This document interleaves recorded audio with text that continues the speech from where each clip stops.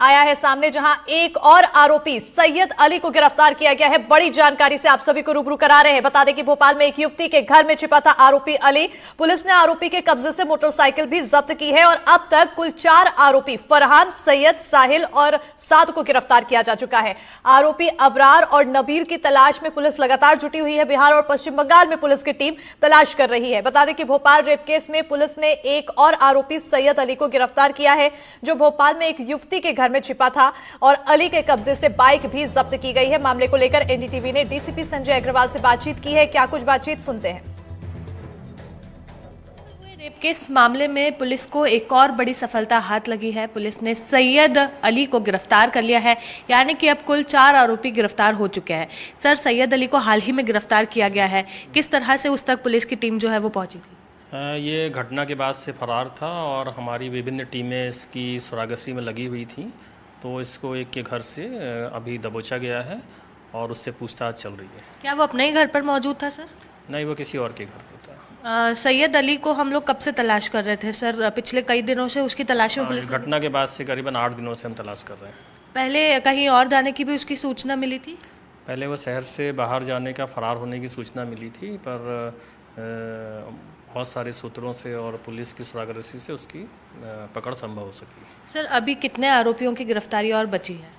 इस मामले में अभी 2 राज्य के बाहर के जो आरोपी हैं उन्हें गिरफ्तार करना बचा हुआ है। पुलिस की हमारी टीमें लगातार लगी हुई हैं और शेष 4 आरोपी गिरफ्तार कर लिए गए हैं। सर, जो 2 आरोपी बचे हुए हैं उनको और कहाँ गिरफ्तार करने के लिए टीमें रवाना हुई हैं? राज्य से बाहर टीम गई हुई है, जहाँ जहाँ उनका कुछ सोर्स पता चल रहे हैं वहाँ पे टीमें लगी हुई हैं। जी बिल्कुल सर, अभी तक कितनी पीड़िताएं जो है वो सामने आई थी? चूँकि ऐसी खबर मिल रही थी कि अन्य और पीड़िताएं जो है वो सामने आने की बात कर रही हैं। अभी तक हमारे पास 3 पीड़िताएं आई हैं, जिनकी तरफ से विभिन्न थानों में एफआईआर दर्ज की गई।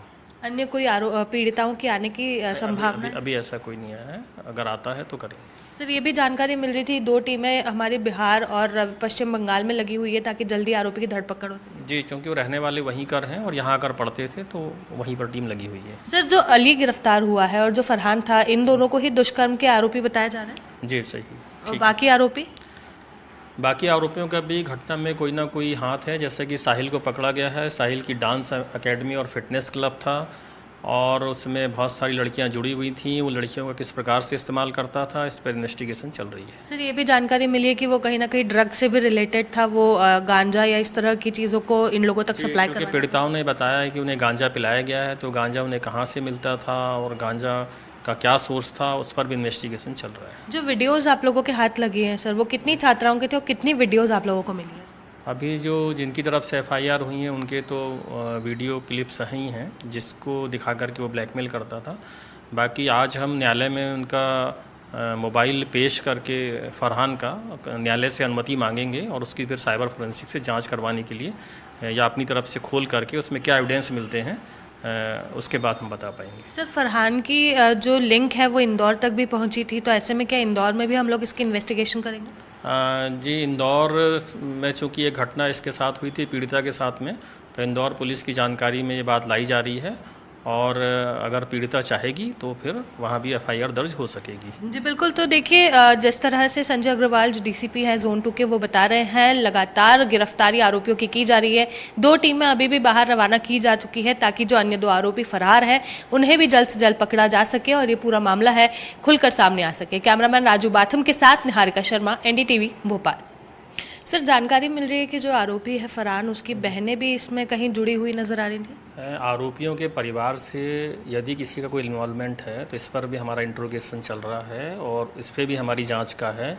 क्या आरोपियों के निकट संबंधियों ने इसमें कोई साथ दिया था? अगर दिया होने की बात पता चलती है तो उन्हें आरोपी बनाया जाएगा। सर, क्या शक है उसकी बहन पर इस तरह का कि वो कहीं ना कहीं जुड़ी हुई थी? एक संभावना है, चूँकि उनके परिवार वाले हैं, साथ में ही रहते हैं, तो उनको ये जानकारी हो सकती है और ये उनका सक्रिय इन्वॉल्वमेंट हो सकता है। मुख्य तौर पर अगर बात करें सर, तो किन किन पहलुओं पर फिलहाल पुलिस जाँच कर रही है? एक तो मामला हो गया कि सीधे सीधे जिन्होंने ऐसी घटना की है वो आरोपी हैं ही हैं। दूसरा, उनकी सहायता किसने की है, उनको लाने में, उनको स्थान उपलब्ध कराने में, उनको वाहन उपलब्ध कराने में। जैसे अभी जो एक आरोपी गिरफ्तार किया गया है वो लाना ले जाना भी करता था, तो उसकी जो मोटरसाइकिल यूज हुई है उसको जब्त किया गया है।